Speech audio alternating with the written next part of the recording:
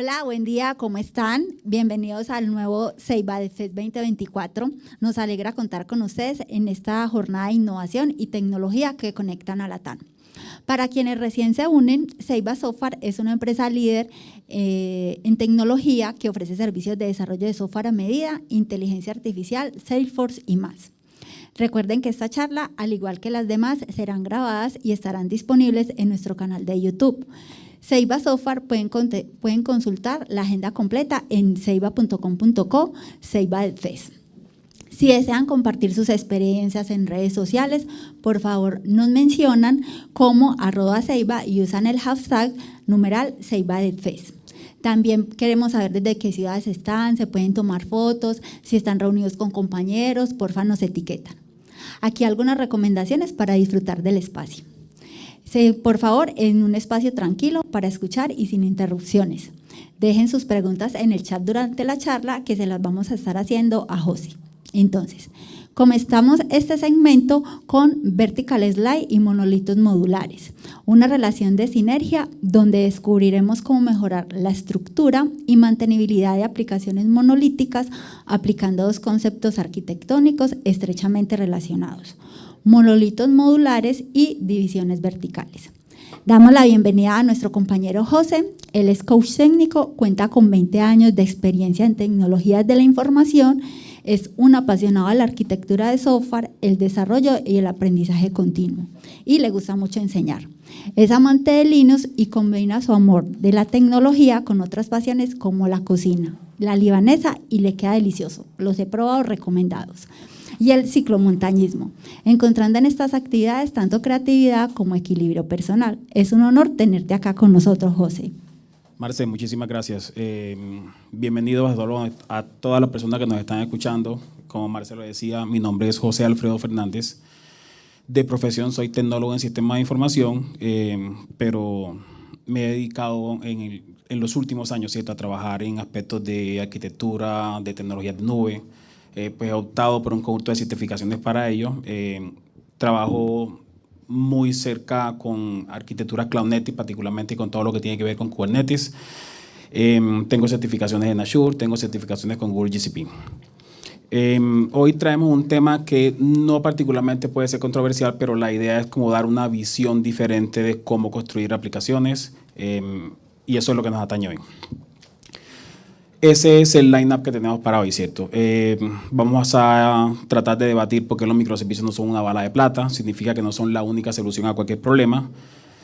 Vamos a desmitificar los monolitos. Ya sabemos que no es una arquitectura muy utilizada recientemente, o ha sido demonizada, por así decirlo. Vamos a tratar de desmitificar eso. Vamos a mirar cómo entra Vertical Slices en esta definición y traigo una demo que voy a compartir con ustedes. Listo, entonces empecemos por esto. Ahí dice: los microservicios son malos para la salud mental. Los que hemos trabajado con microservicios sabemos que es difícil, ¿cierto? Es difícil orquestarlos, es difícil comunicarlos, es difícil crear microservicios, sobre todo cuando tienes ambientes en donde probablemente, debido al requerimiento del proyecto, te vas a encontrar con que es un sistema que utiliza diferentes stacks tecnológicos, es decir, diferentes lenguajes de programación. Durante los últimos años, podemos decir aproximadamente 10 años, hemos visto que la arquitectura de microservicios se ha vuelto muy popular, ¿cierto? Aparición de herramientas como Docker, como Kubernetes, como Serverless han facilitado este objetivo, por así decirlo. Los microservicios se venden diciendo que son escalables, que son flexibles, que permiten, digamos, la habilidad de incorporar diferentes tecnologías a tu solución. Y nosotros, en el afán de montarnos en la onda, en el hype de las nuevas tecnologías, terminamos dejando de lado algunas cosas importantes. Y lo más probable es que algunos de esos patrones arquitectónicos que existían previo a los microservicios son la mejor solución en etapas tempranas al momento de crear un proyecto. La idea no es, como dicen por ahí, tirarle tierra a los microservicios, ¿cierto? La idea es que podamos tener una visual distinta de otro tipo de patrón arquitectónico. Para ello, voy a empezar con un ejemplo particular. Amazon Prime Video es un servicio de streaming en este caso, de catálogos de películas y de series. Y hago salvedad que estamos hablando del componente de monitoreo de Prime Video y no de Prime Video en términos generales. Prime Video pasó, de ese componente de monitoreo pasaron de microservicios a monolitos. Eso fue el año pasado, logrando una reducción de costo del 90%. Entonces ya les voy a mostrar de qué se trata eso. Eso que ustedes están viendo en la pantalla es básicamente la descripción de la arquitectura del componente de monitoreo de Amazon Prime Video. ¿Qué es lo que hace ese componente? Ese componente se encarga de detectar cuando una pantalla se congela o cuando el audio se desincroniza con el video o cuando se pone la pantalla negra. Eso es lo que hace ese componente. Entonces, eso se hace con un conjunto de componentes serverless, unas lambdas se llaman en AWS, y la particularidad de estas lambdas es que son lambdas que mantienen estado. Eso es algo no muy común en los ejercicios que nosotros hacemos, pero sirven para orquestar flujos de trabajo. Imaginen unas máquinas de estado. Entonces, hay un orquestador que básicamente llama a los detectores. Cuando los detectores finalizan su trabajo, llaman a otra lambda que hace la agregación de los resultados y debe escribir en un bucket de S3. Los componentes que hacen detección también leen y escriben en un bucket de S3. Entonces, lo que está pasando aquí es que la lambda principal tiene que hacer llamados de red para comunicarse con los detectores. Y luego esos detectores hacen otros llamados de red para comunicarse con las lambdas. Y las lambdas a su vez tienen que hacer llamadas de red para comunicarse con los buckets de S3. Entonces te están cobrando el tráfico y te están cobrando las operaciones de lectoescritura en buckets. Cuando el servicio escaló, recuerden que esta operación se hace cada segundo de streaming. Entonces multipliquen cada segundo de streaming por las series, por los usuarios que están utilizando el servicio. Entonces esto llegó a costar demasiado dinero, ¿cierto? Amazon optó por llevar eso a un monolito.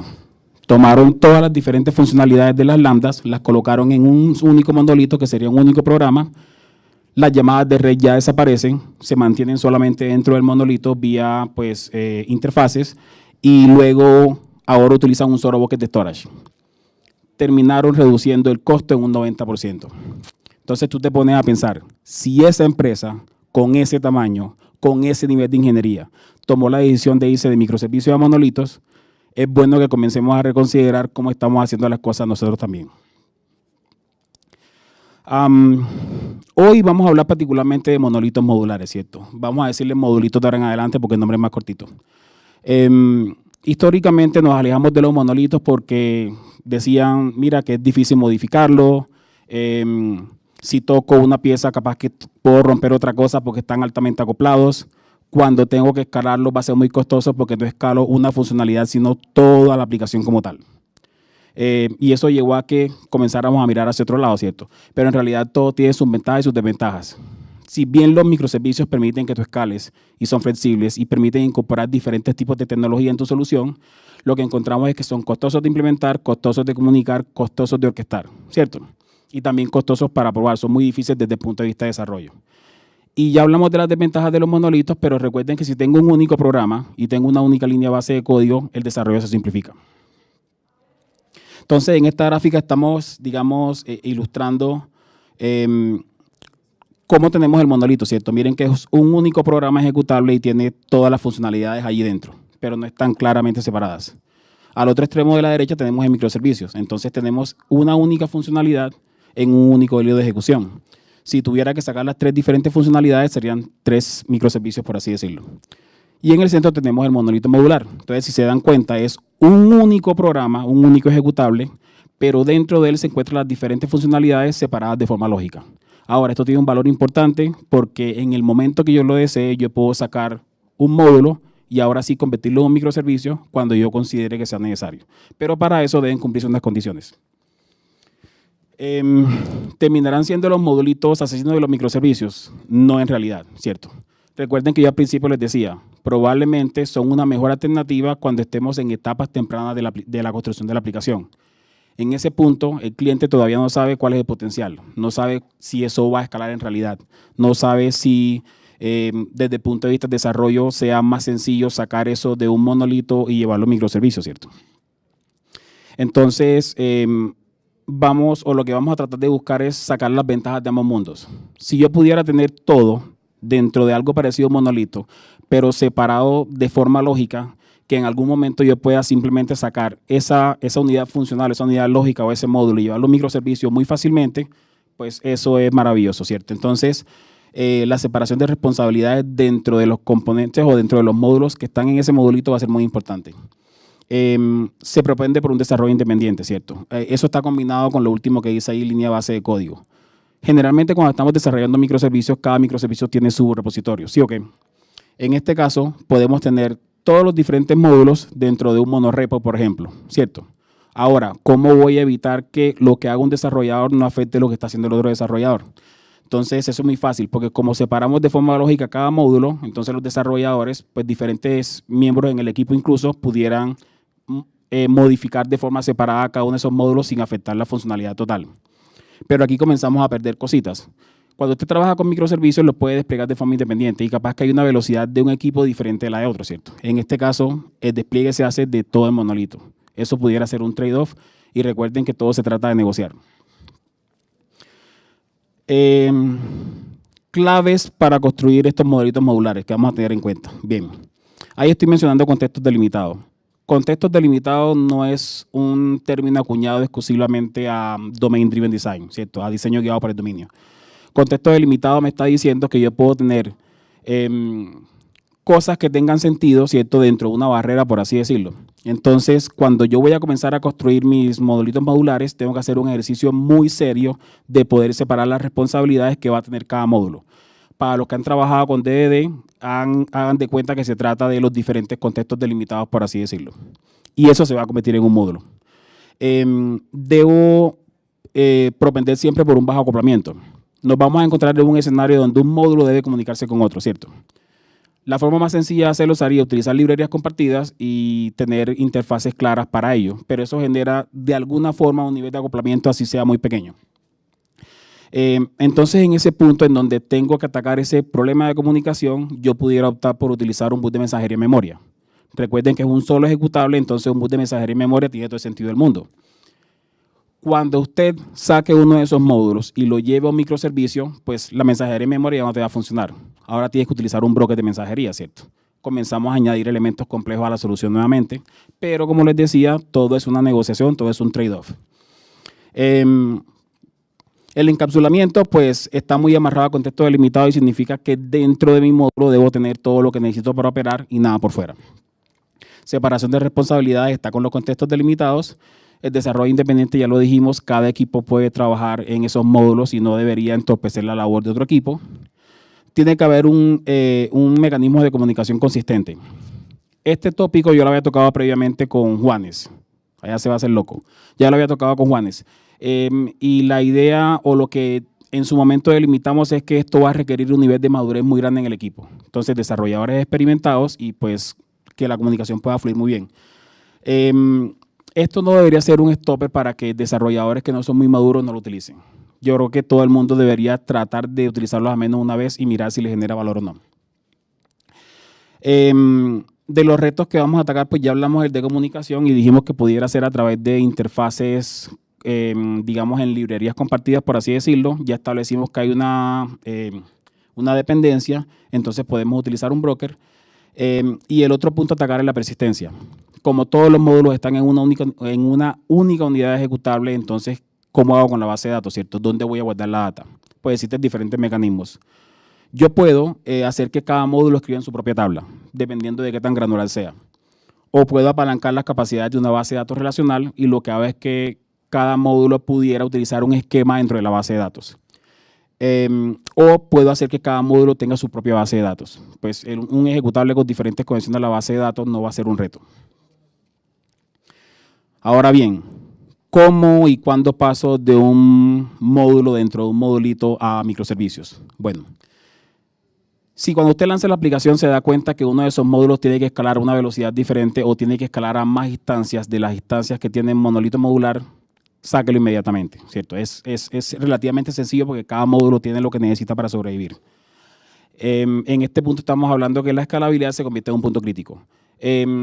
Cuando estamos hablando que la velocidad de construcción, es decir, hay que añadir más features, sacarlo con más frecuencia, definitivamente es momento de que lo saques porque recuerden que el monolito modular se despliega como una única unidad funcional. Entonces eso te va a limitar en términos de la velocidad de entrega de los elementos. Si más adelante te das cuenta que un lenguaje de programación o un stack tecnológico diferente se ajusta mejor a la solución de un problema que estabas atacando con un módulo, definitivamente tienes que hacerlo. Un caso de punto pudiera ser, tengo que utilizar Machine Learning, inteligencia artificial. Pues a mí me encanta .NET, he trabajado con Java, pero Python es lo mejor para ello. Definitivamente tienes que hacerlo. Es hora de sacarlo.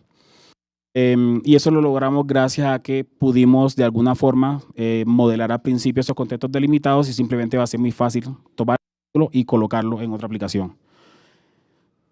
Llevarlo a un lenguaje de programación diferente supone un replatform, ¿cierto? Y hay un esfuerzo adicional, pero eso es lo que el negocio está demandando en ese momento.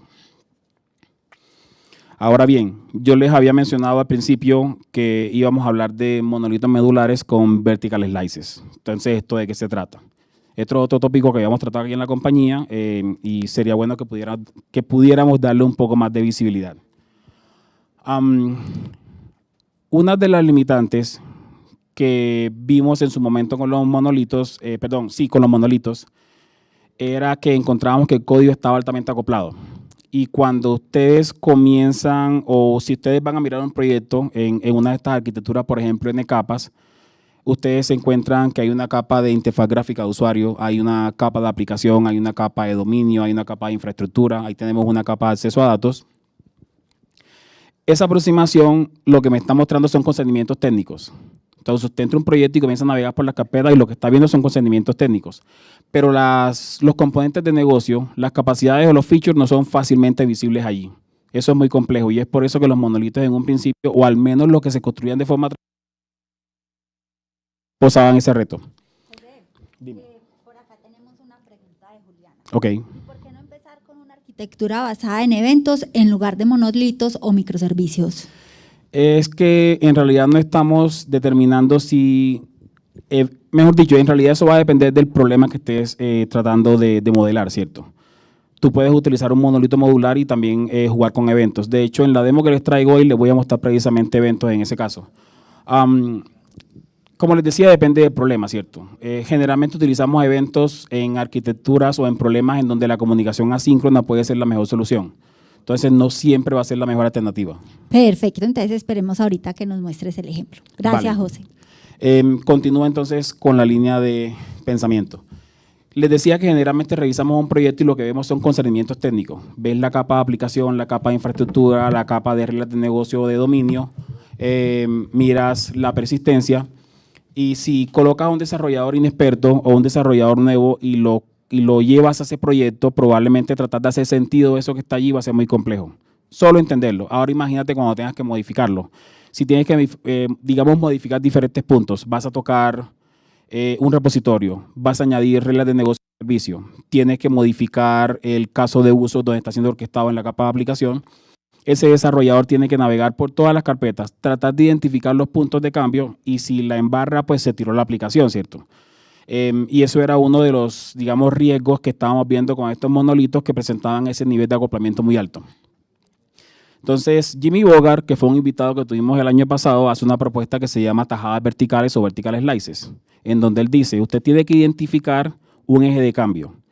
El eje de cambio, imaginen un feature en una aplicación, ¿cierto? Si usted tiene un microservicio, probablemente su microservicio tiene varios features.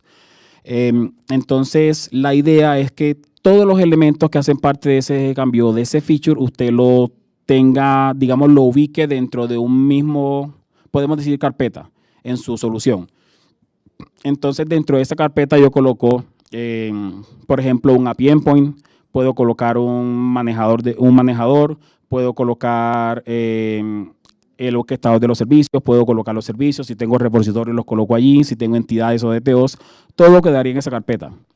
Entonces, imagínate que cuando tengas que modificar, tú no tienes que navegar por todas las carpetas de la solución tratando de identificar el punto de cambio. Te vas directamente a la carpeta en donde tienes ese feature y haces ese cambio allí y con eso estás garantizando que no vas a afectar otras cosas dentro de la solución.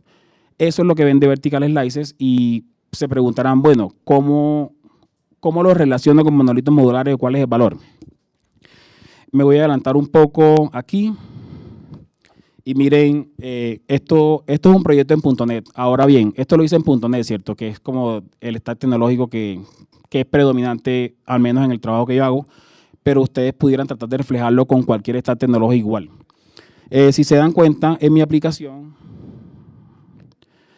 Aquí tengo unos módulos, ¿cierto? Donde cada módulo fue previamente resultado de un proceso de análisis y lo que hice fue separar esos contextos delimitados. Cada módulo tiene todo lo que necesita para sobrevivir, entonces yo puedo simplemente arrastrar esta carpeta y llevarla a otro proyecto y eso funciona sin ningún problema. Dentro de ese módulo tengo un feature y dentro de ese feature, si se dan cuenta, tengo el manejador de comando, tengo mi DTO, tengo el API Endpoint y tengo el servicio. Si ustedes requirieran un puerto adicional o otras clases, otras entidades, todo debería quedar allí. Ahora, esto a mí me parece que es mucho más fácil de leer que pasar por las diferentes capas de la aplicación e ir identificando los puntos de cambio. Y está ordenado y tiene todo lo que necesita allí dentro. Ahora, si dentro de ese módulo hay elementos que yo deba compartir, entonces fíjense que tengo una capa core. Ahí coloco los elementos que se comparten dentro de ese módulo. Ese módulo no tiene que salir afuera a buscar nada para poder funcionar. Ahora, lo que no les comenté al principio es que yo tengo un monolito modular. Allí tengo todos los módulos que utiliza mi aplicación. Para efectos de desarrollo, cuando yo levante la aplicación en mi estación, yo necesito todos los módulos arriba, porque yo tengo que probar que todo funciona, ¿cierto? Pero al momento de desplegarlos, una ventaja que me dan los monolitos modulares es que yo puedo determinar o yo puedo de forma única seleccionar qué módulo quiero aprovisionar o qué módulo quiero levantar. ¿Listo? Entonces, aquí en este punto de la aplicación lo que estoy haciendo es seleccionando de forma, digamos, en momentos de ejecución con una variable de entorno, le estoy diciendo seleccione el módulo que usted quiere cargar y ven y cárgalo. Si no hay ninguno, entonces levántelo todo porque me encuentro en un ambiente de desarrollo claramente. Ahora, esto es .NET. Me voy a con la demo que les traigo y les muestro cómo funciona.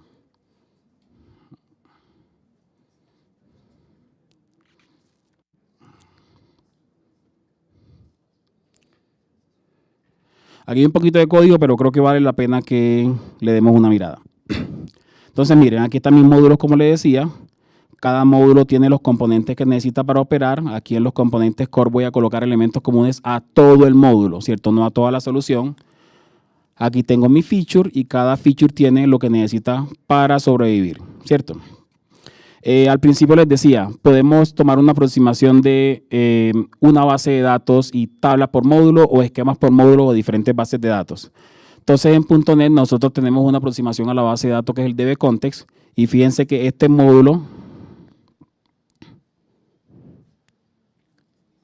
tiene su propio DB Context.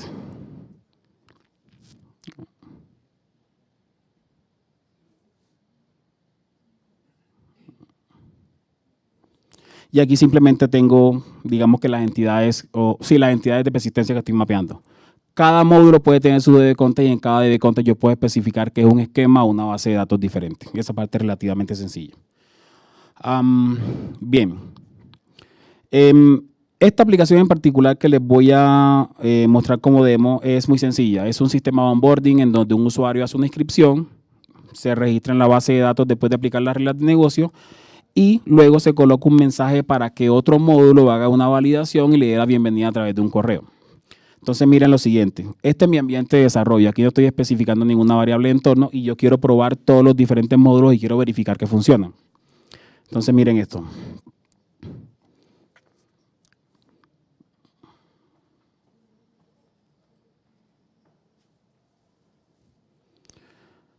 Aquí en la aplicación vamos a ver cómo salen los mensajes de cada módulo. Hay un módulo que me va a decir acabo de recibir una solicitud y hay un módulo que me va a decir hey, ya procesé ese mensaje. Esto mapeado al código. Denme un segundito, por favor.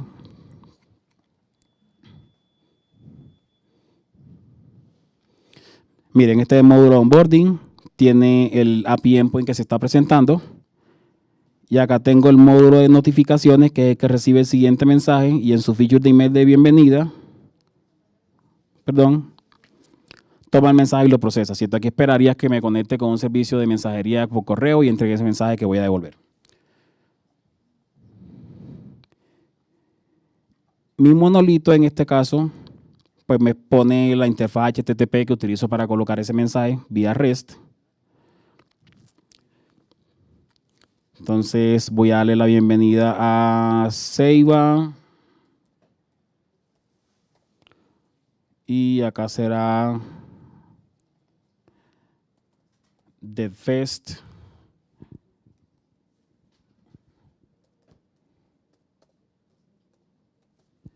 en ceiba.com. Entonces, como les decía, como los dos monolitos están operando, va a aparecer un mensaje que me dice, recibí tu usuario, lo acabo de crear. Ese mensaje se encola en un bus de mensajería, no estoy utilizando memoria, estoy utilizando Rabbit. Y luego el siguiente componente toma ese mensaje, lo procesa y me dice que ya envió el correo.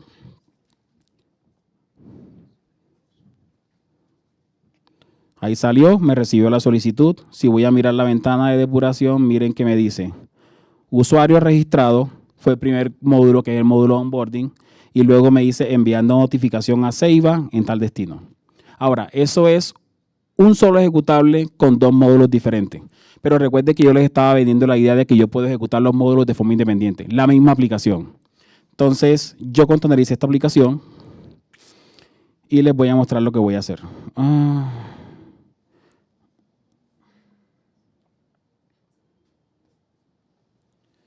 Voy a ejecutar dos instancias de esa aplicación. Les voy a pasar las variables de entorno que me están diciendo cuál es el módulo que quiero ejecutar. Entonces, tengo un módulo de onboarding en esta pestaña. Aquí la aplicación va a escuchar por el puerto 8080. Y tengo el módulo de notificaciones y va a escuchar por el puerto 8081. Pero fíjense que es el mismo contenedor.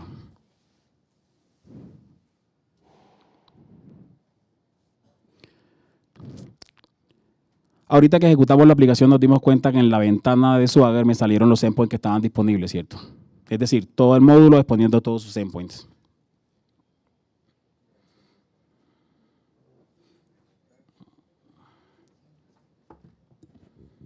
José, hola. Por acá Dime. tenemos una pregunta de Jonathan Barrera. Sí. ¿Qué relación tiene Vertical Slide o Screaming Arquitectura?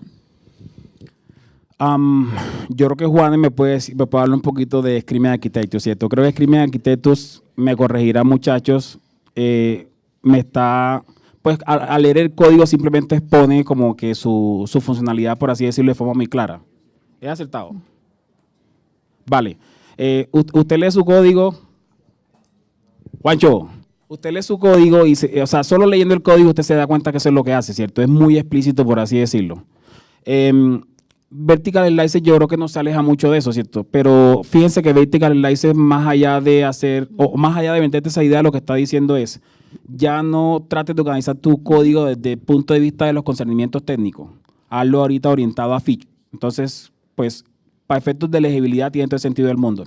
Listo, José. Y los chicos, qué pena amarse. Y los chicos que han trabajado conmigo, creo que me han escuchado muchas veces decir, las clases deberían estar más cerca al lugar donde son utilizadas. Entonces, muchas veces nos encontramos colocando DTOs en otras capas o en otras carpetas y eso no facilita el ejercicio, ¿cierto? Al menos de poderlo entender. José le estaba preguntando a Juanes. Juanes es Juan Esteban. Él es un coach técnico de Ceiba y es súper teso en Screaming Arquitectura. Por eso era que José lo estaba mencionando. Y José por allá le hacía la cabecita que sí.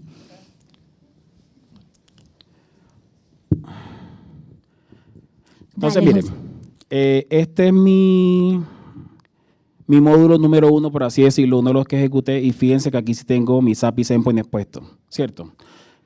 Recuerden que le dije que el otro módulo estaba escuchando por el puerto, por un puerto diferente, otra instancia. Al yo entrar acá, fíjense que no hay ningún endpoint expuesto, porque este módulo no está poniendo endpoints, a menos HTTP no, ¿cierto? Este módulo solamente tiene la tarea de escuchar los eventos que recibe y ejecutar algo en segundo plano. Ahora, vamos a darle la bienvenida a Marce aquí. Vamos a hacerle un onboarding en el sistema.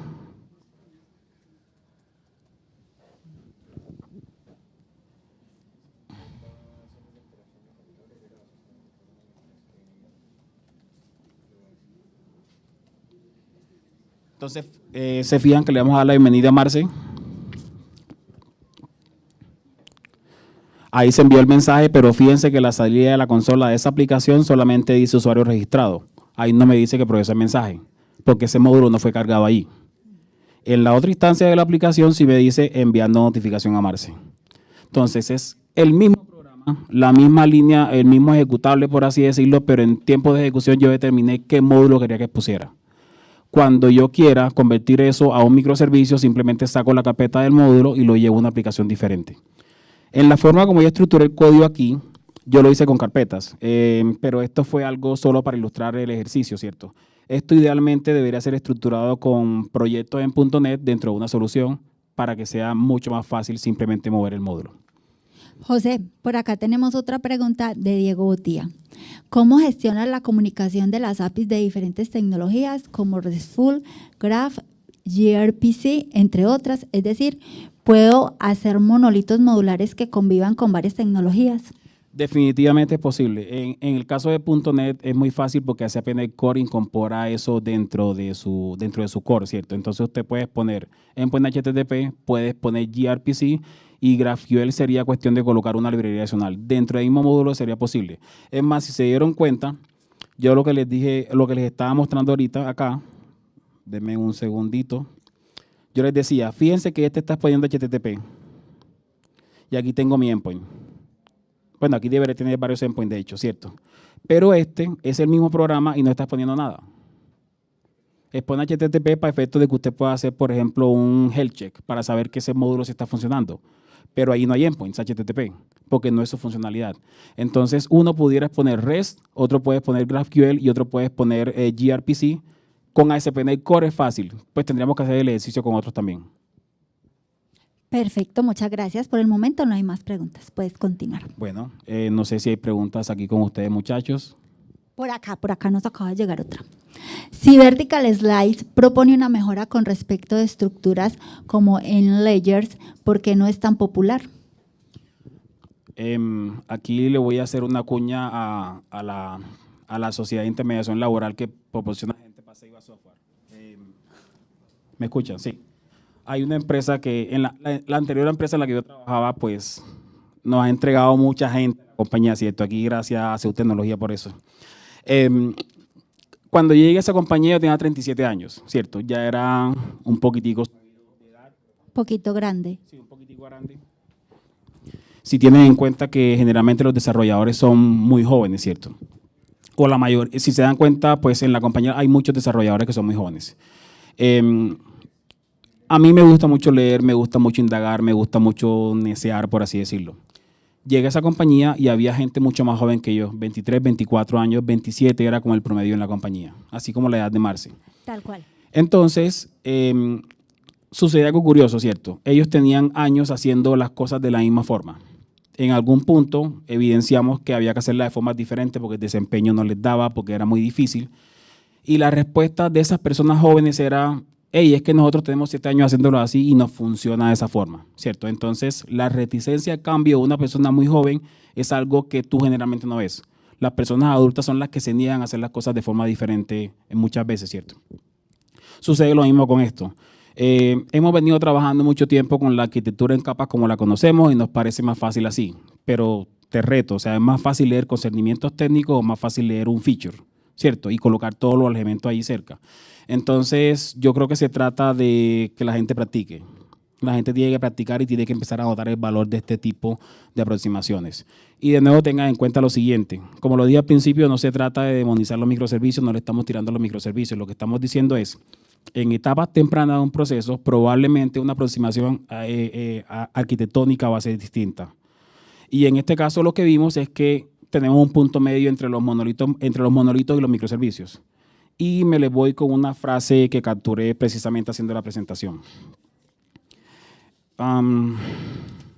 Disculpa, dice, el término medio no es solo el camino de menos resistencia, sino que también puede ser el camino de mayor potencial.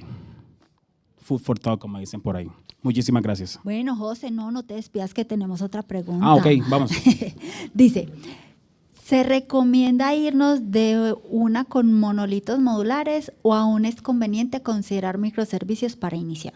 Fíjate que te acabo de decir que en etapas tempranas puede que haya mejores alternativas, ¿cierto? Pero si hay criterio de personas muy experimentadas que definitivamente comenzaron a delimitar que de una eso tiene que irse para un microservicio porque cumple con las características, debería hacerse así. Perfecto. O sea que aquí es como muchas cosas que nosotros hacemos y a nivel cultural. Hay que mirar el contexto, hay que conocer, hay que ver cuál es la necesidad para poder dar la solución. Y probar, o sea, probar, no Toca probar de cualquier forma, ¿cierto? Muchas veces, como les decía, vamos en el hype, vamos como en la onda, ¿cierto? No dejemos llevar por eso, validemos, creemos criterio antes de tomar las decisiones. Perfecto, tenemos más preguntas.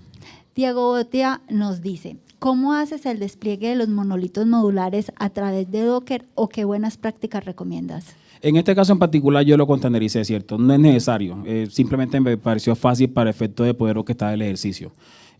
Básicamente lo que yo hice fue utilizar variables de entorno para determinar cuáles son los módulos que yo quiero cargar.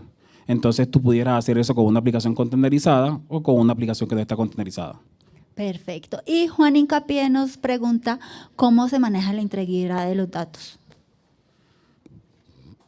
Pues no es que no sea del alcance de los monolitos modulares, eso cada aplicación debería hacerlo, ¿cierto? De cara a cómo se persiste la data, lo que yo les proponía era que puedes utilizar la misma base de datos y separarlo en tablas, cada módulo, pero eso en el caso que tengas una granularidad muy alta.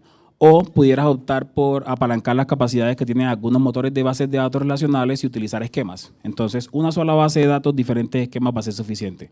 Cada módulo debería exponer interfaces o contratos para que esa data no se acceda directamente, sino a través de los contratos que cada módulo tiene. Perfecto, José, ya si no tenemos más preguntas. Muchísimas gracias. Ya nos cerraste con tu superfrase o nos quieres decir algo más. No, espero repetir el año que viene si me dejan. Listo, perfecto. ¿Alguien del público tiene alguna pregunta? Dale. Tengo una pregunta. Si nosotros ya tenemos varios microservicios creados, ¿cómo los podemos llevar a un monolito modular? Tuviste lo que yo les Un explicaba de Amazon segundito. al principio, ¿cierto? ¿Sí nos escucharon la pregunta? No sé. No. Listo, dale. Porfa, no la vuelves a repetir, ya te pongo el micrófono. Te vas a poner de pie, porfa, y vas a mirar la cámara. Buenas tardes, buenos días. Si tenemos ya varios microservicios creados, ¿cómo se podría llevar esto a un monolito modular? Yo te devuelvo otra pregunta. ¿Por qué quieres llevarlo a un monolito modular? Por los costos, porque nos damos cuenta de que los costos se incrementan al mantener varios microservicios y hay unos que no van a estar en la capacidad de escalar, sino que van a estar siempre estables, no van a necesitar escalar, entonces necesitan llevar un monolito modular hasta llegar al momento en que alguno de estos microservicios llega a la potencia o se necesita más recursos de máquina y este microservicio sí se debería de sacar ya nuevamente a ser parte independiente, entonces sería por eso. Vale, entonces fíjate que lo que tú me estás planteando es muy parecido a lo que vimos en principio con AWS, ¿cierto? Ellos arrancaron por microservicios y después se dieron cuenta que no, venga, que es muy costoso, ¿cierto? Cómo hacerlo en realidad tiene unos consentimientos técnicos que tú tienes que revisar, ¿cierto? Yo les decía, en .NET nos parece súper fácil. Nosotros tenemos una estructura de soluciones en donde creamos una solución raíz y podemos ir añadiendo proyectos ahí. Y las referencias se van llamando entre proyectos, ¿cierto? Es muy sencillo hacerlo en .NET. Tendríamos que revisar en otro stack tecnológico cómo se hace, ¿ya? Pero yo revisaría primero cuáles son esos argumentos que ustedes deciden tomar para moverlos. ¿Los microservicios son costosos? Sí. ¿Son difíciles de orquestar y de comunicar? Sí, pero no sabemos si el punto del costo que ustedes lo está, digamos, afectando en este momento es desde el punto de vista del desarrollo, desde el punto de vista de la infraestructura, desde el punto de vista del mantenimiento. Creo que la conversación tiene que darse para que entendamos cuáles son las razones antes de eso. Desde el punto de vista del código es lo que tuviste allí.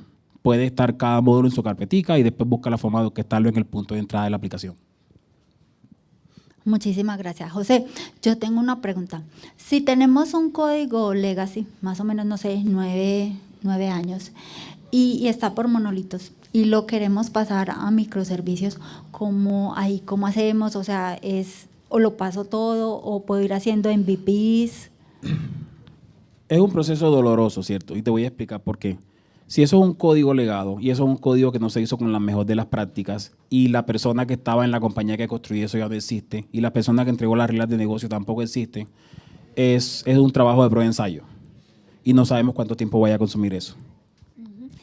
Y ahí, ¿cómo hacemos nosotros de pronto para darle ese valor al cliente y de pronto no hacer como, no sé, me demoró 9 meses en cambiarte esto que es del back y el cliente no ve nada y ya yo hago el despliegue y en sí pues a nivel de valor de negocio para el cliente, ¿cómo hacemos para explicarle al cliente, mira que esto sí te genera valor porque fue una actualización tecnológica? Yo creería que genera valor en el evento en que tú estés pensando que de las funcionalidades que existían tienen que ser actualizadas, ¿cierto? Entonces, nosotros manejamos una política de transparencia. Hay que decirle al cliente, ve, tenemos que hacer un análisis muy a conciencia, pues preferiblemente vamos a necesitar esas personas que yo te decía, tus desarrolladores que ya no existen, pues complejo, la gente de negocio, esperemos que nos pueda apoyar para poder identificar cuáles son las funcionalidades que ya existen, ¿cierto? Y de ahí luego comenzar a estimar y pues, como les decía, en aras de la transparencia, decirle al cliente qué supondría eso. Pero definitivamente es una tarea dolorosa porque, como te decía, esas aplicaciones legadas en la mayoría de los casos no tienen las mejores prácticas técnicas, por así decirlo, entonces introducir eso allí supone un tiempo adicional. Perfecto, José, dale, muchas gracias. Dale, Richie. Bueno, José, hablamos de 3 puntos, monolitos modulares y microservicios. Microservicios. Listo. Vale, en el caso de los monolitos, ¿cuál sería entonces, o los criterios para decidir si me voy con un monolito de pronto en N capas o si me voy con un monolito modular? ¿Sí o qué? ¿Puedo todavía tener como primera opción monolitos o me aseguro de que lo puedo hacer de una vez con monolitos modulares pensando en que luego me va a facilitar la separación? Yo creo que depende, ¿cierto? Si tú ves diferentes contextos delimitados allí, yo te sugeriría, vámonos por un monolito modular, Okay. ¿cierto? De nuevo, estamos hablando de etapas tempranas, no conocemos el futuro de lo que esta aplicación representa, no sabemos en qué medida los diferentes contextos delimitados tengan que separarse o vayan a escalar. Eso no lo sabes ahorita, ¿cierto? Entonces yo lo que te digo es, hay unos contextos delimitados, claro, vámonos por modelitos modulares y en su momento, cuando tú veas que tienes que migrar, pues te va a resultar muy fácil, porque simplemente colocaste dentro de cada módulo lo que necesita, no hay dependencias, facilita la migración hacia microservicios. Correcto. Entonces, en caso de dudas o que no estemos muy seguros de ese caso, el término medio es perfecto. Eso sería ideal. Listo. Eso sería lo ideal. Listo. Muchas gracias, José. Muchísimas gracias, Richie. Bueno, ¿alguien más del público? Perfecto. José, ¿quieres contarnos algo más, alguna experiencia? Cerrar con otra frase. Te amo, Seiba. Y nosotros a ti. Listo, José. Los invito a que hagan ese ejercicio. Sí, pues, no todos los días, pero cuestionense ahí. Un alto que me haga sentir orgulloso, un bajo que me replantee cómo tomo las decisiones y espero que haga una diferencia con ustedes. Súper, José. Sí, eso es bien importante. En la vida no todo lo es plata y todos tenemos diferentes motivaciones. Por ejemplo, la mía tampoco es el dinero. Bueno, agradecemos la asistencia de todos nuestros participantes. Si desean volver a ver esta charla, está disponible en nuestro canal de YouTube. Nos encuentran como @Seiba y también estamos en Facebook, LinkedIn, Instagram y Twitter. Para más detalles sobre nuestras charlas pueden visitar www.seiba.seibalab. Y no se pierdan nuestra próxima charla, que es a las 10 de la mañana. Los queremos por acá conectados, que es Autonomía en Acción. Y es transformando la cultura en el equipo de servicios DIVOS por este mismo canal, o a la charla Transformando el entorno laboral, la revolución de la salud mental en el trabajo por el canal de Experiencia y Evolución.